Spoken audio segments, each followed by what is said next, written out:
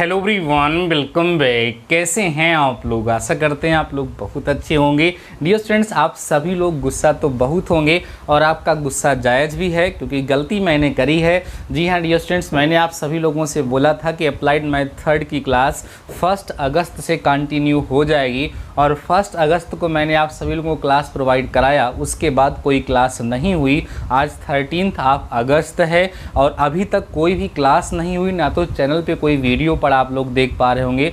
Dear students, उसका reason एकमात्र था कि मेरी तबीयत ठीक नहीं थी, मैं बिल्कुल लेक्चर प्रोवाइड कराने की कंडीशन में नहीं था, इसीलिए लेक्चर नहीं हो पा रहा था। बाकी डियर स्टूडेंट्स, आपका गुस्सा जायज़ है, लेकिन मैं आपके गुस्से को शांत करने का पूरा प्रयास करूँगा, बेहतर तरीके से पढ़ाऊँगा, ज़्यादा अच्छे से सिलेबस को कवर करने का पूरा प्रयास करूँगा। जैसे ही 1 सप्ताह लगातार क्लास चलेगी, आपका विश्वास मेरे ऊपर बन जाएगा और आप क्लास में कंटिन्यू हो जाएंगे। अभी डियर स्टूडेंट्स बस इतना ही कहना है और आप सभी लोग प्लीज़ पहले की तरह सपोर्ट करिए और क्लास को कंटिन्यू मैं आज से करता हूं। अब रेगुलर क्लास आपकी होगी। डियर स्टूडेंट्स, आज का हमारा जो टॉपिक है वो है आव्यूहों के प्रकार, टाइप्स ऑफ मैट्रिसेस। जो फर्स्ट क्लास हुई थी, जिसके बाद अभी तक कोई क्लास नहीं हुई, उस क्लास में मैंने आप सभी लोगों के साथ डिस्कस किया था मैट्रिक्स के बारे में। मैट्रिक्स अर्थात आव्यूह क्या होता है, कैसे उसको लिखा जाता है, उसका ऑर्डर क्या होता है, आव्यूह अर्थात मैट्रिक्स के एलिमेंट्स क्या होते हैं, मैट्रिक्स को लिखने का जनरल फॉर्म क्या होता है, एलिमेंट्स को कैसे रिप्रेजेंट करते हैं, मैट्रिक्स को कैसे रिप्रेजेंट करते हैं, सारी चीज़ें हमने प्रीवियस लेक्चर में डिस्कस करी थी। आई होप आप लोगों ने प्रीवियस लेक्चर को देखा होगा। नहीं देखा होगा तो इसी लेक्चर के डिस्क्रिप्शन में आपको लिंक मिल जाएगा, उसको आप लोग देख लीजिएगा। आज के इस पर्टिकुलर सेशन में, आज के इस पर्टिकुलर लेक्चर में हम टाइप्स ऑफ मैट्रिक्सेस के बारे में डिस्कस करने वाले हैं। जैसा कि प्रीवियस लेक्चर में हमने देखा कि आव्यूह में पंक्ति होते हैं और स्तंभ होते हैं, अर्थात रो और कॉलम होते हैं और उसके अंदर उसके एलिमेंट्स लिखे हुए होते हैं। तो रो और कॉलम के बिहाफ पर, उसमें पाए जाने वाले एलिमेंट्स के बिहाफ पर मैट्रिक्स को डिफरेंट कैटेगरी में कैटेगराइज किया गया है। उन्हीं को हम सभी लोगों को 1 बाय 1 करके पढ़ना है। और ध्यान रखिएगा डियर स्टूडेंट्स, आपके एग्जाम में इन मैट्रिक्स के जो टाइप्स हैं, इनकी डेफिनेशंस भी पूछी जाती है, तो ध्यान से हमारे साथ समझिएगा, एग्जाम्पल विद डेफिनेशन नोट करते चलिएगा। आइए डियर स्टूडेंट्स, आज का हमारा जो पहला मैट्रिक्स होगा, पहला आव्यूह होगा, उसका नाम है स्तंभ आव्यूह। क्या नाम है डियर स्टूडेंट्स? स्तंभ आव्यूह। ठीक है, स्तंभ आव्यूह जो होता है डियर स्टूडेंट्स, उसको हम लोग इंग्लिश में कॉलम मैट्रिक्स बोलते हैं। ठीक है, COLUMN, कॉलम मैट्रिक्स। ध्यान से सारी चीज़ों को समझते चलेंगे तो आपके लिए बहुत ही ज़्यादा इजी होगा। अभी स्टार्टिंग में डेफिनेशन चल रही हैं, धीरे धीरे करके बताऊंगा, डेफिनेशन लिखाऊंगा, विद एग्जाम्पल समझाऊंगा, आपको समझ में आ जाएगा। जैसा नाम है डियर स्टूडेंट्स, वैसा ही ये काम है। स्तंभ आव्यूह, ऐसा आव्यूह जो स्तंभ अर्थात खंभे की तरह दिखे, उसको हम स्तंभ आव्यूह कहेंगे। स्तंभ मतलब केवल और केवल जब एक ही स्तंभ हो, तो इस प्रकार के आव्यूह को हम क्या कहेंगे? स्तंभ आव्यूह कहेंगे। स्तंभ आव्यूह में स्तंभ अर्थात कॉलम एक ही होगा, लेकिन रो कई सारे हो सकते हैं। आइए समझते हैं। आप यहाँ डेफिनेशन में लिखेंगे ऐसा आव्यूह। ठीक है, ऐसा आव्यूह लिखते चलिएगा जिसमें, ऐसा आव्यूह जिसमें केवल एक स्तंभ हो, एक स्तंभ हो। ठीक है, स्तंभ आव्यूह कहलाता है, स्तंभ आव्यूह कहलाता है। ध्यान से समझते चलना डियर स्टूडेंट्स। ठीक है, कहलाता है। ठीक है, जैसे देखो, जैसे हम लिख दें A = 1 2 3 और 4। अब जरा देखो, इसका जब ऑर्डर लिखोगे तो कितनी पंक्ति है? 1 2 3 4। 4 × 1 ऑर्डर का आपका ये मैट्रिक्स है, तो इसमें कितने रो हैं? 4, और कॉलम कितने हैं? 1। इसलिए कौन सा मैट्रिक्स है? कॉलम मैट्रिक्स है, स्तंभ आव्यूह है। कोई और एग्जाम्पल लिख लो, XYZ करके लिख दो। इसका ऑर्डर क्या है सर? इसका ऑर्डर 3 × 1 है। इसमें कितने रो हैं? 3 रो हैं। कितने कॉलम है? 1 कॉलम है। इसलिए कौन सा मैट्रिक्स है? ये कॉलम मैट्रिक्स है। आई होप आपको क्लियर हो गया होगा, समझ में आ गया। तो ऐसा आव्यूह, ऐसा matrix, the matrix which have only 1 column and the row can be more than 1, that is known as column matrix. उसे हम कॉलम मैट्रिक्स के नाम से जानते हैं। अच्छा, एक चीज़ और ध्यान रखो, ये जो डेफिनेशन हमने लिखी है, इसको एक तरीका और हो सकता है। ये डेफिनेशन लिखी है, इसका तरीका मैं एक और बताता हूँ आपको। कहते हैं एक आव्यूह, ध्यान देना सभी लोग, एक आव्यूह, ये डेफिनेशन अगर आपको पसंद आए तो ये लिखिएगा, एक आव्यूह A equal to A I J M into N, ऐसे आव्यूह को लिखते हैं, हमने आपको सिखाया था। स्तंभ आव्यूह कहलाता है, ध्यान देना डियर स्टूडेंट्स, स्तंभ आव्यूह कहलाता है, ठीक है। कब कहलाता है? यदि M is equal to 1, M मतलब क्या है, सॉरी यम तो पंक्ति है ना, N is equal to 1, N equal to क्या हो जाए, 1 हो जाए। हमने 60 में लिख दिया A equal to A I J M into N, स्तंभ आव्यूह कहलाता है यदि एन इज इक्वल टू 1, मतलब जब स्तंभ की संख्या 1 हो जाएगी तो उस केस में जो हमारा मैट्रिक्स होगा, जो आव्यूह होगा, वो स्तंभ आव्यूह कहलाएगा। अब ऐसे ही हम लोग पढ़ेंगे पंक्ति आव्यूह, जिसको हम लोग बोलेंगे रो मैट्रिक्स। ध्यान से समझते चलना, धीरे धीरे सारी चीज़ें मैं आपको समझाता चलूँगा। दूसरा जो हमारा डियर स्टूडेंट्स हुआ है पंक्ति आव्यूह, ठीक है, पंक्ति आव्यूह, जिसको हम लोग इंग्लिश में बोलते हैं डियर स्टूडेंट्स रो मैट्रिक्स। क्या बोलेंगे? Row matrix. तो इसकी डेफिनेशन होगी ऐसा आव्यूह जिसमें केवल और केवल एक ही पंक्ति हो, ऐसा आव्यूह जिसमें केवल एक पंक्ति हो, उसे हम लोग क्या बोलेंगे? पंक्ति आव्यूह कहेंगे, उसे हम लोग रो मैट्रिक्स कहेंगे, ठीक है। इधर थोड़ा शायद आपको नहीं दिख रहा है, उसे हम लोग क्या बोलेंगे? पंक्ति आव्यूह या रो मैट्रिक्स के नाम से जानते हैं। लेकिन ये जो ऊपर वाली डेफिनेशन हमने लिखा है कि ऐसा आव्यूह जिसमें केवल एक स्तंभ हो, ये मुझे कम अच्छा लगता है, ऐसे लिखना ज़्यादा सही लगता है। तो कैसे लिखेंगे? एक आव्यूह, ध्यान देना, एक आव्यूह ऐसे लिखेंगे, A equal to A I J M into N, क्या कहलाएगा? पंक्ति आव्यूह कहलाता है। ध्यान देना, पंक्ति आव्यूह कहलाता है, ठीक है, यदि यम इज इक्वल टू 1, क्योंकि इसमें क्या होगा? पंक्तियों की संख्या एक होगी। ध्यान रखिएगा, जब स्तंभ आव्यूह होगा तो उसमें स्तंभ की संख्या एक होगी, लेकिन पंक्तियों की संख्या एक से अधिक हो सकती है। जबकि जब पंक्ति आव्यूह होगा तो उसमें पंक्तियों की संख्या एक होगी, लेकिन स्तंभ की संख्या एक से अधिक हो सकती है। कैसे? एग्जाम्पल देख लीजिए, जैसे ए इक्वल टू आप लिख दीजिए यहाँ पर 10, 20, 11। अब आप देखो इसमें कितनी पंक्ति हैं? एक स्तंभ कितने हैं? 3, तो 1 गुणे 3 का एक क्या है? पंक्ति आव्यूह है। बी इक्वल टू आप लिख लो ए बी सी डी, कितनी पंक्ति हैं? एक स्तंभ कितने हैं? 4, 1 गुणे 4 हो गया। तो कैसा आव्यूह है ये? पंक्ति आव्यूह है।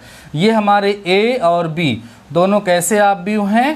पंक्ति आव्यूह हैं, जिसको हम लोग इंग्लिश में क्या बोलते हैं डियर स्टूडेंट्स? इसको हम लोग रो मैट्रिक्स बोलते हैं। आई होप आपको रो मैट्रिक्स और कॉलम मैट्रिक्स अच्छे से क्लियर हो गया होगा।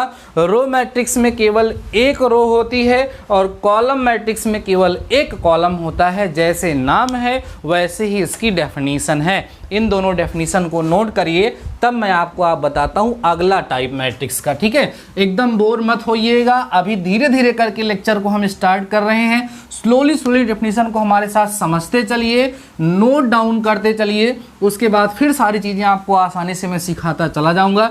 डियर स्टूडेंट, जितने भी स्टूडेंट्स हमारे क्लास में लाइव सेशन में हैं, आप सभी लोगों से रिक्वेस्ट है कि एक बार आप सभी लोग लेक्चर को शेयर कर दीजिए।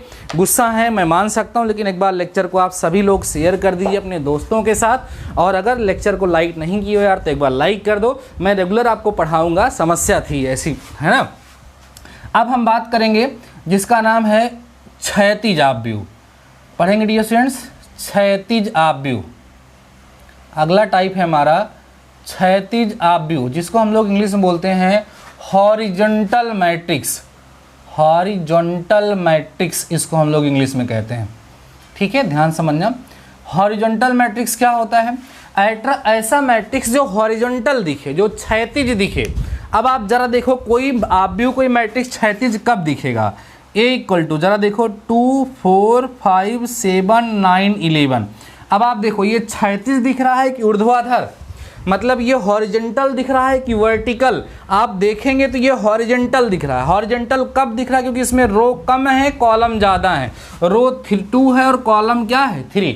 तो जब भी किसी मैट्रिक्स में नंबर ऑफ कॉलम ज़्यादा होंगे नंबर ऑफ रो से, या आप ऐसे कह सकते हैं कि जब नंबर ऑफ रो कम होंगे नंबर ऑफ कॉलम से, तो वह जो मैट्रिक्स होगा वो कैसा दिखेगा?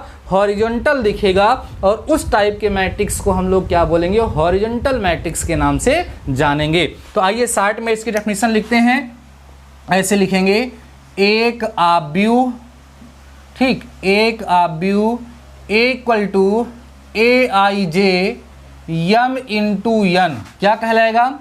क्षैतिज आव्यूह। हॉरिजॉन्टल मैट्रिक्स है ना, क्षैतिज आव्यूह कहलाता है। ठीक है, कब कहलाता है? यदि m is less than n। m क्या है भैया? पंक्ति है। n क्या है? स्तंभ है। जब पंक्ति की संख्या स्तंभ की संख्या से कम होगी तो जो मैट्रिक्स होगा वो हमेशा कैसा दिखेगा?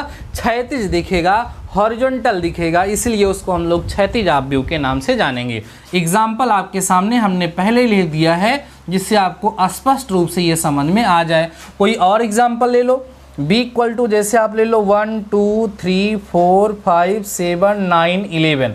अब ये देखो, ये 2 इंटू 4 का मैट्रिक्स है, इसमें 2 रो हैं और 4 कॉलम है, तो ये आपको और अच्छे से क्षैतिज दिख रहा होगा। तो ध्यान रखेंगे, अगर नंबर ऑफ रो कम है नंबर ऑफ कॉलम से, पंक्ति की संख्या स्तंभ की संख्या से कम है, या कह सकते हैं स्तंभ की संख्या पंक्ति की संख्या से ज़्यादा है, तो इस प्रकार के आव्यूह को, इस प्रकार के मैट्रिक्स को हम क्षैतिज आव्यूह, हॉरिजॉन्टल मैट्रिक्स के नाम से जानते हैं।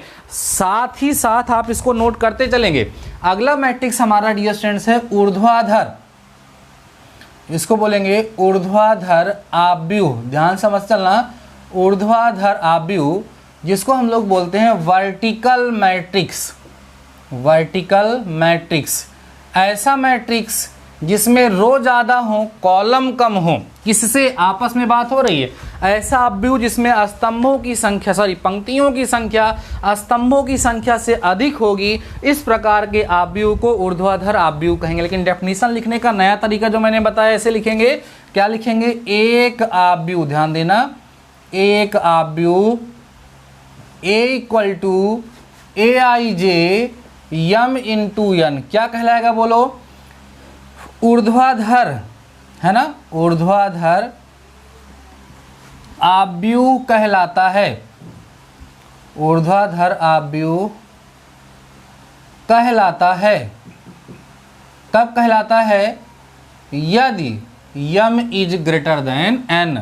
जब पंक्ति की संख्या स्तंभ की संख्या से ज़्यादा होगी, तो इस प्रकार का हमारा जो आव्यूह होगा उसे हम क्या बोलेंगे? ऊर्ध्वाधर आव्यूह बोलेंगे। एग्जाम्पल लिखेंगे, अभी हमारा क्लियर हो जाएगा। देख लें, a इक्वल टू, जैसे लिख दिए 1 2 3 4 5 7। देखो तो 3 रो है, 2 कॉलम है, आप देख पा रहे होंगे। ठीक है, 3 रो 2 कॉलम है और कैसा दिख रहा है? ऊर्ध्वाधर दिख रहा है। तो ये कौन सा आव्यूह है? ऊर्ध्वाधर आव्यूह है। b इक्वल टू लिख लिए 1 2 3 4 5 7 9 2 1 4 5 1। अब जरा इसको देखो, ये भी कैसा दिख रहा है? ऊर्ध्वाधर।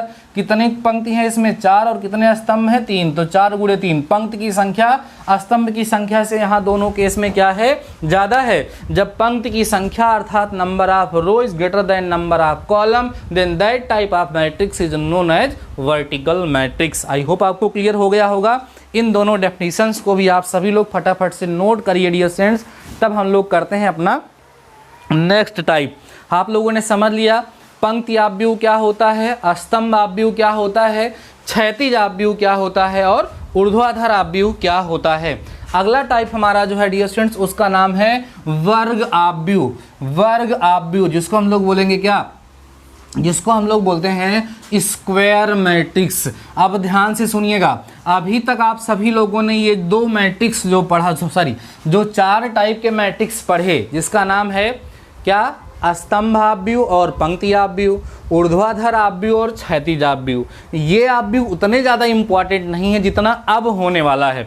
अब आपको पढ़ाऊंगा वर्ग आव्यूह अर्थात स्क्वायर मैट्रिक्स।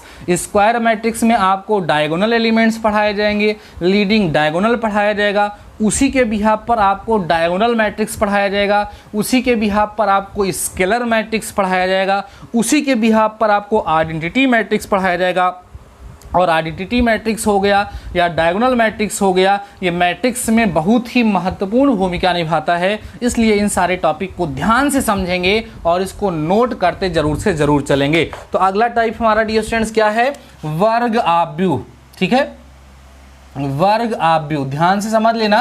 वैसे वर्ग आव्यूह तो बड़ा इजी है, ठीक है, जो वर्ग की तरह दिखे वही वर्ग आव्यूह है, लेकिन जो हमारे आगे के सारे मैट्रिक्स डिफाइन होंगे वो सब के सब कहीं ना कहीं स्क्वायर मैट्रिक्स अर्थात वर्ग आव्यूह से इंटरकनेक्टेड होंगे, इसलिए वर्ग आव्यूह को समझना जरूरी है। तो कोई चीज़ वर्गाकार कब दिखेगी भाई? वर्गाकार तब दिखेगी जब लंबाई और चौड़ाई क्या होगी? बराबर होगी। तो लंबाई चौड़ाई कब बराबर होगी? जब पंक्ति और स्तंभ की संख्या बराबर होगी।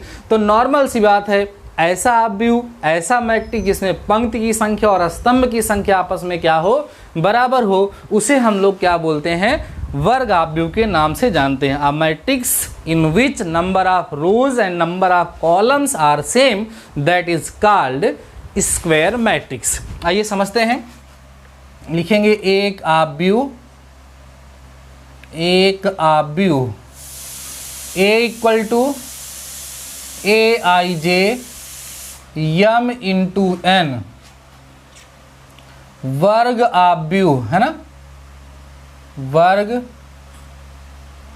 आव्यूह कहलाता है। ध्यान समझना, कहलाता है। कब कहलाता है? यदि यम इज इक्वल टू क्या हो जाए? n हो जाए। अगर किसी आव्यूह में पंक्ति की संख्या और स्तंभ की संख्या आपस में क्या हो जाएगी? बराबर हो जाएगी, इक्वल हो जाएगी। इस प्रकार के मैट्रिक्स को, इस प्रकार के आव्यूह को हम क्या बोलेंगे? वर्ग आव्यूह बोलेंगे। आइए एग्जाम्पल लिख लेते हैं डियर स्टूडेंट्स यहाँ पर हम सभी लोग और समझते हैं। जैसे हमने लिखा यहाँ पर A, B, C और D, इसको ऑर्डर लिखिए 2 इंटू 2। अब देखो इसमें रो और कॉलम दोनों की संख्या सेम है, इसलिए ये हमारा कौन सा मैट्रिक्स है? स्क्वायर मैट्रिक्स है। कोई और लिख लीजिए 1 2 3 4 5 6 7 8 9। इसको आप देखेंगे तो 3 इंटू 3 ऑर्डर का ये मैट्रिक्स है। और ए भी डियर स्टूडेंट्स क्या है? क्या है भैया? वर्ग आव्यूह है, स्क्वायर मैट्रिक्स है। और भी आप सभी लोग मैट्रिक्स लिख सकते हैं 5 7 9 11 1 2 3 4 5 6 7 8 1 2 1। अब अगर आप इसको देखेंगे तो 4 इंटू 4 ऑर्डर का डियर स्टूडेंट्स ये मैट्रिक्स है। नंबर ऑफ रो और नंबर ऑफ कॉलम यहाँ पर आपको सेम दिख रहे हैं, इसलिए यह मैट्रिक्स जो है वो क्या है? स्क्वायर मैट्रिक्स है, वर्ग आव्यूह है। तो अभी जो 5 टाइप्स के मैट्रिक्स मैंने आप सभी लोगों को बताया, आई होप वो बहुत ही आसानी से और बेहतर तरीके से आपको समझ में आ गया होगा, क्योंकि ये मैट्रिक्स के सबसे इजी टाइप्स हैं, सबसे आसान प्रकार। बोर मत होइएगा, स्लोली करके हम कंसेप्ट के अंदर प्रवेश करेंगे। और तो अब क्लास तो स्टार्ट हो चुकी है, टेंशन लेने की बिल्कुल ज़रूरत नहीं है। ज़रूरत होगी तो एक से अधिक क्लास प्रोवाइड कराया जाएगा, मैराथन क्लास चलाई जाएगी, लेकिन मैं आप सभी लोगों को बेहतर तरीके से कंटेंट प्रोवाइड कराऊंगा, बिल्कुल टेंशन मत लीजिए। ठीक है, अभी आप समझने का प्रयास करिए। जो 5 टाइप के मैट्रिक्स मैंने आपको पढ़ाया वो मैट्रिक्स के सबसे ज़्यादा डियर स्टूडेंट्स ईजी टाइप्स होते हैं। ठीक है, अब आइए हम लोग समझते हैं कि मुख्य विकर्ण क्या होते हैं और मुख्य विकर्ण अवयव क्या होते हैं। यहाँ से आपको बहुत ही इंपॉर्टेंट चीज़ें अब धीरे धीरे सीखने के लिए मिलेंगी, इनको विशेष तरीके से, विशेष रूप से ध्यान से समझते चलिएगा। टॉपिक है मुख्य विकर्ण अवयव। मुख्य विकर्ण अवयव, ठीक है, इसको हम लोग बोलते हैं लीडिंग डायगोनल एलिमेंट्स। ध्यान देना dear students, leading diagonal elements, leading diagonal elements.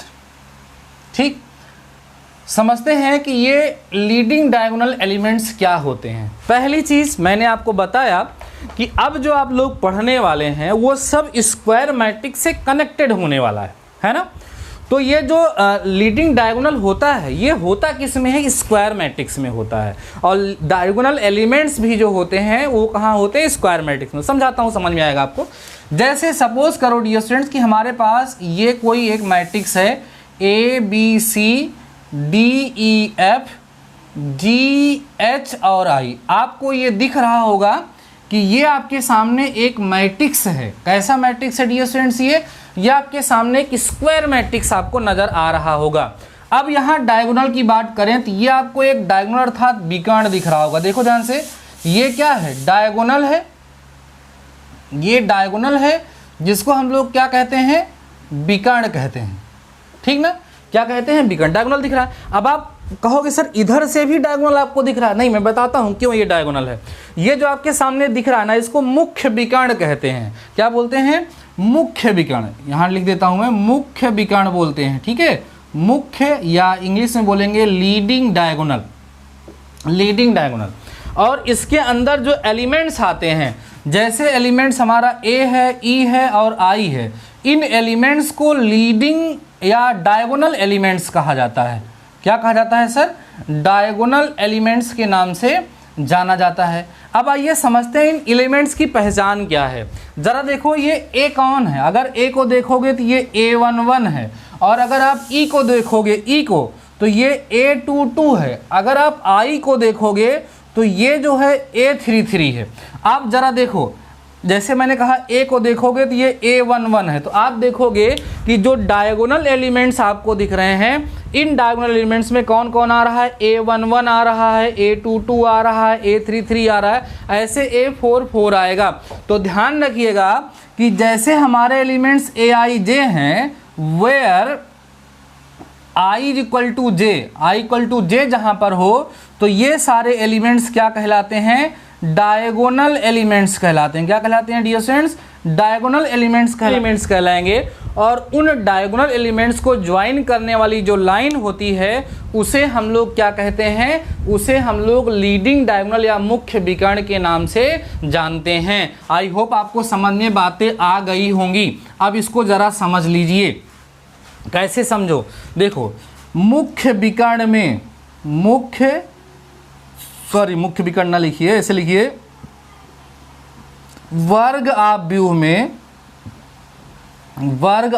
में अवयव या अवयवों AIJ जहां I=J विकर्ण अवयव, ठीक है, विकर्ण अवयव या डायगोनल एलिमेंट्स विकर्ण अवयव कहलाते हैं। क्या कहलाते हैं, विकर्ण अवयव कहलाते हैं। तथा इन्हें मिलाने वाली रेखा क्या कहलाती है, मुख्य विकर्ण कहलाती है। ठीक है, मुख्य विकर्ण कहलाती है। ये आपको मैंने समझाया। कैसे, जरा समझो। जैसे A= आप लिख लीजिए, यहाँ 1 2 3 हो गया, 4 5 6 हो गया, 7 8 और 9 हो गया। तो अगर आपसे कोई पूछेगा कि भैया इसमें डायगोनल एलिमेंट्स कौन कौन से हैं, जरा आप सभी लोग बता दीजिए हमें, तो आप क्या बताओगे सर, डायगोनल एलिमेंट्स कौन है, A11 का मतलब 1, A22 का मतलब कौन है, 5, दूसरी पंक्ति दूसरा स्तंभ, A33 कौन है, 9 है। तो ये जो है वो कौन है, डायगोनल एलिमेंट्स हैं। और इनको ज्वाइन करने वाली ये जो लाइन होगी, यह जो लाइन होगी उसको हम लोग क्या बोलेंगे, मुख्य विकर्ण बोलेंगे। तो ये जो मैंने यहाँ पे बनाया है ये क्या है डियर स्टूडेंट्स, मुख्य विकर्ण है। क्या है, मुख्य विकर्ण है, जिसको हम लोग बोलते हैं लीडिंग डायगोनल। क्या बोलेंगे, लीडिंग डायगोनल। और इसके अंदर जो एलिमेंट्स हैं, इन एलिमेंट्स को हम लोग क्या बोलेंगे, डायगोनल एलिमेंट्स के नाम से जानते हैं। इस पे आपने देखा कि मैंने ज़्यादा देर तक फोकस किया, इसलिए इस टाइप पर, इस बात पर मैंने ज़्यादा देर तक इसलिए फोकस किया क्योंकि ये जो मुख्य विकर्ण अर्थात लीडिंग डायगोनल है या कह सकते हैं जो मुख्य विकर्ण अवयव हैं, डायगोनल एलिमेंट्स हैं, ये आगे चल के बहुत ही महत्वपूर्ण भूमिका निभाने वाले हैं, इसलिए मैंने इस पर ज़्यादा फोकस यहाँ पर किया है। आई होप इतना आपको समझ में आ गया होगा। अब देखो डियर स्टूडेंट्स, इसके बिहाफ पर आपको 3 टाइप्स के मैट्रिक्स और देखने के लिए मिलेंगे, जिनको आप खूब ध्यान से समझने का प्रयास हमारे साथ करिएगा। एक है हमारा विकर्ण अवयव, विकर्ण आव्यूह आपको एक मिलेगा, उसके बाद एक अदिश आव्यूह मिलेगा और फिर एक तत्समक आव्यूह मिलेगा। तीनों एक साथ समझाऊंगा और तीनों इसी से रिलेटेड होंगे। पहला मैं आपको कौन सा बताने वाला हूँ, विकर्ण आव्यूह। ध्यान देना डियर स्टूडेंट्स, विकर्ण आव्यूह है ना, जिसको हम लोग बोलेंगे डायगोनल मैट्रिक्स। ध्यान समझना, इंपॉर्टेंट है, एग्जाम में पूछा जाता है। जिसको हम लोग क्या बोलते हैं, विकर्ण आव्यूह अर्थात डायगोनल मैट्रिक्स पहला। दूसरा जो हम आपको बताएंगे वो बताएंगे अदिश आव्यूह, अदिश आव्यूह है ना, जिसको हम लोग इंग्लिश में बोलते हैं स्केलर मैट्रिक्स, स्केलर मैट्रिक्स। और तीसरा आपको सबसे ज़्यादा इंपॉर्टेंट जो बताएंगे वो होगा तत्समक आव्यूह, तत्समक आव्यूह है ना, जिसको हम लोग बोलेंगे इंग्लिश में आइडेंटिटी मैट्रिक्स, आइडेंटिटी मैट्रिक्स। ठीक, जिसको हम बोलेंगे तत्समक आव्यूह, जिसको हम बोलेंगे आइडेंटिटी मैट्रिक्स। तीनों देखो जो है विकर्ण से ही, मुख्य विकर्ण अर्थात वर्ग आव्यूह से ही बनेंगे। ध्यान समझो, इसकी डेफिनेशन है, डेफिनेशन बोलते चलूंगा, सुनते चलना और लिखते चलना।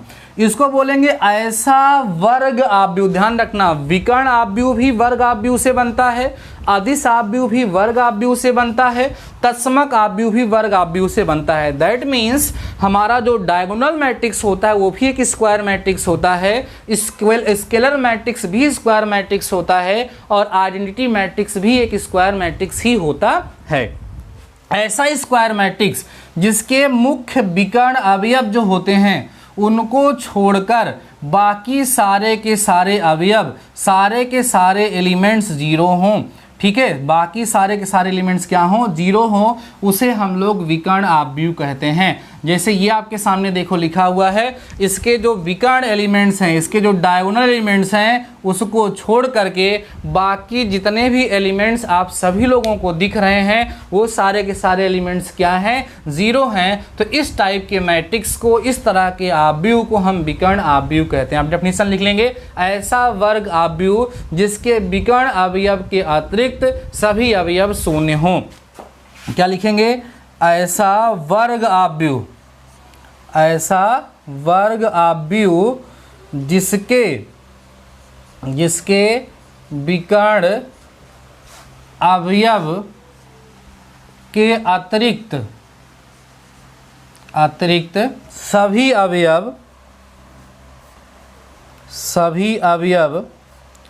शून्य हों। क्या हो, शून्य हों। क्या कहलाएगा, विकर्ण आव्यूह कहलाएगा, विकर्ण आव्यूह कहलाएगा या कहलाता है। इतनी बातें सबको समझ में आ गई होंगी, समझ आ गया। और कोई एग्जाम्पल सर लिखोगे, लिख लो। A=4 लिखो, 0 लिखो, यहाँ 0 लिखो, यहाँ 5 लिखो, यहाँ भी आप देखो, यहाँ कुछ भी लिख दो, यहाँ 7 लिख दो। ऐसे आपने लिख दिया। अब आपके सामने ये जो मैट्रिक्स जो आव्यूह लिखा हुआ है, यह एक वर्ग आव्यूह है। इसका जो मुख्य विकर्ण अवयव है, जो डायगोनल आप देख रहे हैं एलिमेंट, उनको छोड़ करके बाकी एलिमेंट्स क्या हैं, जीरो हैं। तो इस प्रकार के मैट्रिक्स को, इस प्रकार के आव्यूह को हम विकर्ण आव्यूह अर्थात डायगोनल मैट्रिक्स के नाम से जानते हैं। समझ आ गया। अब अदिश आव्यूह देखो, अदिश आव्यूह एक विकर्ण आव्यूह होता है। ध्यान रखो, अब जब हमने अदिश आव्यूह को विकर्ण आव्यूह कह दिया, इसका मतलब बाकी सारे एलिमेंट जीरो होंगे विकर्ण को छोड़ करके। तो इसकी खासियत क्या होती है डियर स्टूडेंट्स, कि इसके सारे एलिमेंट जीरो तो होते हैं, ठीक है, लेकिन इसके जो डायगोनल एलिमेंट्स होते हैं वो जीरो नहीं होते, लेकिन बराबर होते हैं। कैसे रहेंगे, समान रहेंगे। जैसे आप देख पा रहे होंगे कि यह, इसको हम लोग विकर्ण आव्यूह भी कह सकते हैं, इसको हम डायगोनल एलिमेंट्स भी कह सकते हैं, क्योंकि ये डायगोनल एलिमेंट की कंडीशन को फुलफिल कर रहा है। डायगोनल मैट्रिक्स की डेफिनेशन है कि डायगोनल एलिमेंट्स को छोड़ के बाकी सब जीरो होने चाहिए, तो ऐसा इसमें हो रहा है। लेकिन इसमें एक खास प्रॉपर्टी और मिल जा रही है कि इसके जो डायगोनल एलिमेंट्स हैं वो सेम भी हैं। तो इस सिचुएशन में अदिश आव्यूह हो जाएगा, स्केलर मैट्रिक्स हो जाएगा। तो ऐसा मैट्रिक्स, ऐसा आव्यूह जो कि कैसा हो, विकर्ण आव्यूह हो, और उसके जो मुख्य विकर्ण के अवयव हैं वो कैसे हों, समान हो, तो उस प्रकार के आव्यूह को हम क्या कहेंगे, अदिश आव्यूह कहेंगे। जैसे b इक्वल टू आप कोई और ले लो, जैसे 4 0 0 और 4 ले लो। यहाँ पर भी आप देख पाएंगे कि जो विकर्ण अवयव हैं वो समान हैं, बाकी सारे अवयव क्या हैं डियर स्टूडेंट्स, 0 हैं। तो इस प्रकार के आव्यूह को, इस प्रकार के मैट्रिक्स को अदिश आव्यूह स्केलर मैट्रिक्स के नाम से जानते हैं। यहाँ डेफिनेशन बोलेंगे, ऐसा विकर्ण आव्यूह जिसके विकर्ण अवयव समान हो, क्योंकि जब आपने विकर्ण आव्यूह कह दिया तो आदि डेफिनेशन वहां पर हो गई। तो विकर्ण अवयव क्या हो, समान हो, अदिश आव्यूह कहलाता है। अब जरा तत्समक आव्यूह को देख लो, कहते हैं ऐसा विकर्ण आव्यूह जिसके विकर्ण अवयव एक हो, क्या हो भैया, एक हो, समझ रहे हो ना। तो विकर्ण आव्यूह ही तो है। देखो आप ध्यान से, जो तत्समक आव्यूह है वो भी हमारा क्या है, एक विकर्ण आव्यूह ही है, क्योंकि इसमें विकर्ण अवयव को छोड़ करके बाकी सारे अवयव, बाकी सारे एलिमेंट्स आपको 0 दिख रहे हैं, इसलिए ये भी एक विकर्ण आव्यूह ही है। लेकिन खासियत क्या है कि इसके जो विकर्ण के अवयव हैं वो सब क्या हैं, 1 है। तो इस प्रकार के आव्यूह को तत्समक आव्यूह या आइडेंटिटी मैट्रिक्स कहा जाता है, जिसको हम लोग आई से दिखाते हैं। बहुत ज़्यादा यूज होता है डियर स्टूडेंट्स ये। अब जैसे i इक्वल टू हम लिख दें 1, ठीक है, 1 0 0 और 1, इस तरीके से हम यहाँ पर लिख सकते हैं। ये भी क्या होता है, आइडेंटिटी मैट्रिक्स है, जिसके विकर्ण अवयव 1 हो, बाकी सारे अवयव क्या हो, 0 हो, उसको हम लोग क्या बोलेंगे, तत्समक आव्यूह बोलेंगे, या जिसको डियर स्टूडेंट्स हम लोग क्या बोलेंगे, आइडेंटिटी मैट्रिक्स के नाम से जानेंगे। आई होप इतनी बातें आप सभी लोगों को समझ में आ गई होंगी। इसके अतिरिक्त दो आव्यूह और होते हैं, एक होता है ऊपरी त्रिभुजीय, एक होता है निम्न त्रिभुजीय। ध्यान से सुन लीजिए, बहुत आसान है, upper triangular and lower triangular. अगर ध्यान रखो, जैसे एक हमने कोई मैट्रिक्स लिखा ऐसे 1 0 0 2 0 है ना, यहाँ पर 3 लिख दिया, 2 लिख दिया, 0, और यहाँ 7 लिखा, और यहाँ पर मान लीजिए आपने 5 लिख दिया, यहाँ 1 लिख दिया, ठीक है ना। ये देखिए ध्यान से, 1 लिख दिया ऐसे। अब आप देखो यहाँ पर आपको ऊपर एक ट्रायंगल बनता हुआ नजर आएगा।